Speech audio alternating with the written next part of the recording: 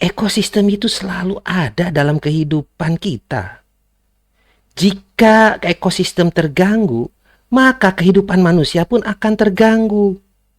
Pantesan Anda tuh nggak berpihak ketika ada pengrusakan hutan. Ini Menteri Pariwisata.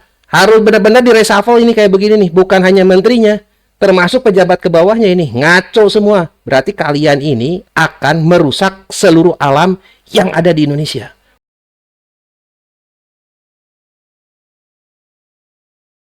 Ya, setelah beberapa waktu ke belakang ramai karena ada Menteri Pariwisata yang mengkritik kebijakan pembongkaran di lokasi Jaswita ya BUMD atas perintah Bapak Gubernur Kang Deddy Mulyadi. Dan saya pun posting, saya mengkomentari dalam channel ini. Ini videonya, hanya sedikit aja sekilas ya untuk mengingatkan kita. Menurut pandangan kami, pembongkaran ini tidak boleh sebenarnya dilakukan secara sepihak. Ini menteri ya, Menteri Pariwisata, bicaranya prihatin. Anda itu bicara prihatin terhadap banyaknya korban yang kehilangan harta benda ataupun korban jiwa, atau prihatin pada pengusaha. Saya yakin niat orang-orang baik yang tidak mementingkan dirinya sendiri dan lebih memperhatikan kepentingan banyak orang, keselamatan jiwa banyak orang, pasti ada jalan. Dan saya menemukan video ini. Saya menyimpulkan salah satunya inilah alasan kenapa Menteri Pariwisata ini mengkritik kebijakan Kang Deddy Mulyadi saat membongkar bangunan di lokasi KSO dengan BUMD-nya Pemprov Jabar, yaitu Jaswita.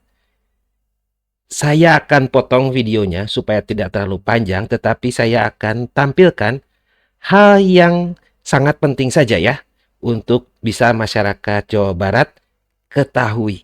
Saya rasa saya punya beberapa catatan Ibu Menteri yang saya rasa sangat penting bagi kita untuk kelanjutan daripada pembahasan undang-undang ini.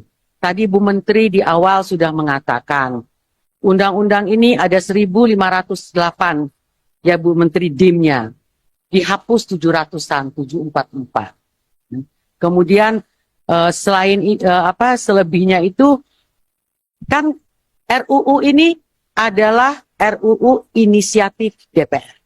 DPR nih membuat rancangan daripada RUU ini. Tentunya DPR ketika ingin merevisi undang-undang ini, kita nggak mau business as usual. Kalau tidak ada perubahan yang meningkatkan jumlah pariwisata kita, untuk apa undang-undang ini direvisi? Itu dulu Pak, ya kan? Kalau hanya untuk, saya baca Pak, di setiap pembahasan, alasan yang dihapus itu tidak masuk akal menurut saya apa yang disampaikan oleh pemerintah. Alasannya itu saja. Alasannya adalah kembali ke rumusan Undang-Undang Nomor 10 2009 karena masih relevan. Alasan kepariwisataan yang usul inisiatif DPR itu berbasis ekosistem. Alasannya kembali lagi menggunakan bukan ekosistem tapi 4 bidang. Atau selalu mengatakan sudah sesuai dengan Undang-Undang Nomor 6 2023 tentang Cipta Kerja. Jadi maksud saya sepertinya, maaf ini bukan pemerintahan Ibu Menteri ya. Saya tahu undang-undang ini berdasarkan informasi dari teman-teman sebelumnya, ini digeber waktu itu di Komisi 10 yang lalu. Saya yakin pemerintah juga nggak punya waktu, ya kan? Nggak punya waktu, ya pokoknya kita pemerintah ambil inisiatif, pokoknya jangan jadi undang-undang baru. Karena kalau undang-undang baru, itu kalau lebih dari 50% penghapusan, perubahan, maka itu menjadi undang-undang baru. Pemerintah pada saat itu gak mau ngambil resiko karena pengen geber ini cepat jadi sebelum masa jabatan Pak Menteri yang sebelumnya itu berakhir. Saya potong ya, nanti saya akan sambung ke hal yang penting saja karena cukup panjang. Klise ya, selalu malas mikir udah. Malas mikir. Bukan hanya yang di daerah, ternyata yang di pusat pun di kementerian sama. Malas mikir atau nggak mampu mikir. Atau alasannya karena udah di akhir, udah nggak ada budget, jadi nggak bisa lagi bayar itu ahli-ahlinya. Biasa. Begini nih, diburu-buru harus selesai. Nggak berpikir bahwa undang-undang itu dibuat untuk memperbaharui atau apapun ya tujuannya. Tapi ini kan untuk kasus ini ya, itu menurut saya ini malas mikir, nggak mau repot, memburu-buru atau udah nggak ada dananya lagi untuk membayar konsultan ahli untuk mereview hasil inisiasi dari DPR RI. 4 hal mendasar yang kita berbeda, DPR RI dan pemerintah. Yang pertama tentang tadi saya katakan kelembagaan promosi. Promosi, Bu, Ibu kan udah kemana-mana. Nggak ada tuh Thailand Promotion Board, Malaysian Tourism Board, ya kan Tourism Board, Singapore Tourism Board. Indonesia ini nggak ada. Tuh. Begitu besarnya pemasukan dari pariwisata ini. Devisa kita 317 triliun.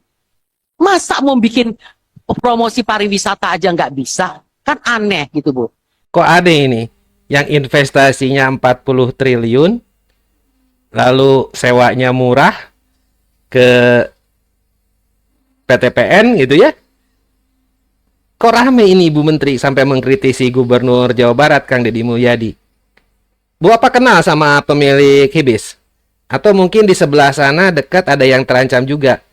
Khawatir mungkin dibongkar oleh Gubernur Jawa Barat.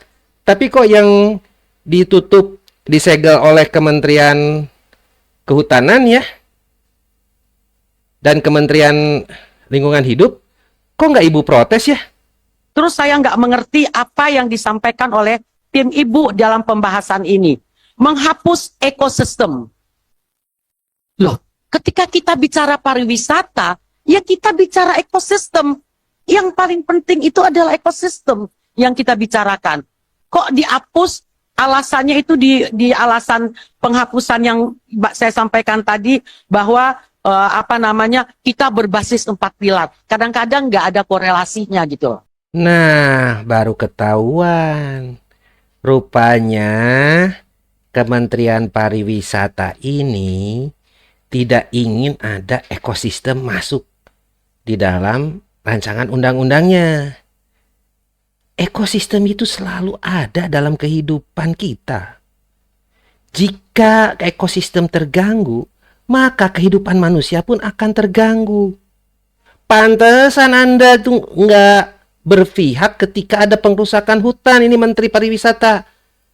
Kebayang masyarakat Jawa Barat kalau banyak wisata alam dipimpin menteri begini nih sama kementerian, sama pejabat-pejabat di kementeriannya, rusak semua alam di Jawa Barat. Ekosistem kita terganggu, artinya sama saja dengan mengganggu kehidupan masyarakat Jawa Barat. Ngaco emang ini.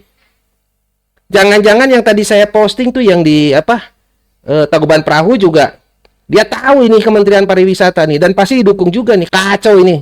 Harus benar-benar di reshuffle ini kayak begini nih. Bukan hanya menterinya, termasuk pejabat ke bawahnya ini. Ngaco semua. Berarti kalian ini akan merusak seluruh alam yang ada di Indonesia. Untuk kepentingan bisnis.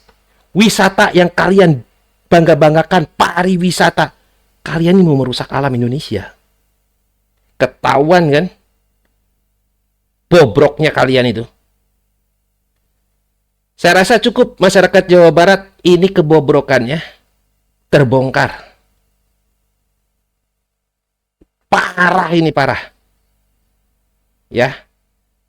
Kita bayangkan semua alam Indonesia yang indah gara-gara pariwisata dan dipimpin oleh menteri seperti ini dan jajarannya masih bercokol di situ, hancurlah alam kita. Ketika alam kita hancur, musnah kita semua ini. saya rasa itu cukup informasinya ya, karena masih panjang, tapi cukup kayaknya ini sudah sangat terbongkar. Kemungkinan besar niatannya begini nih. Udah nggak ada urusan alam, nggak ada lagi urusan kehidupan manusia, bahaya untuk masyarakat sekitar nggak ada. Mau ekosistem hapus aja, nggak berguna mungkin buat mereka itu. Yang kayak begini nih harus sampai ke Pak Prabowo Subianto. Bagi masyarakat Jawa Barat yang dalam perjalanan untuk kembali ke kampungnya masing-masing merayakan Idul Fitri, hati-hati dalam perjalanan. Ya, semoga selamat sampai tujuan. Dan terima kasih juga untuk Bapak Gubernur Jawa Barat, Kang Deddy Mulyadi, yang tidak lelah berkeliling terus untuk memantau perkembangan. Bukan hanya perkembangan yang diberesin kali itu ya, Bekasi, tetapi juga memantau kepadatan lalu lintas. Termasuk tadi saya lihat ada bus yang mogok jauh itu ke arah Pati kalau nggak salah tadi, karena mogok. Pak Gubernur nyamperin tuh ke sana. Tapi juga Pak Gubernur agar tidak lupa ya untuk menjaga keselamatan Pak Gubernur dalam perjalanan, jangan lupa meskipun duduknya di row kedua, pakai seat beltnya Pak, untuk keamanan Bapak sendiri. Terima kasih untuk semuanya, nanti kita sambung lagi. Selamat berhari raya Idul Fitri bagi yang merayakan.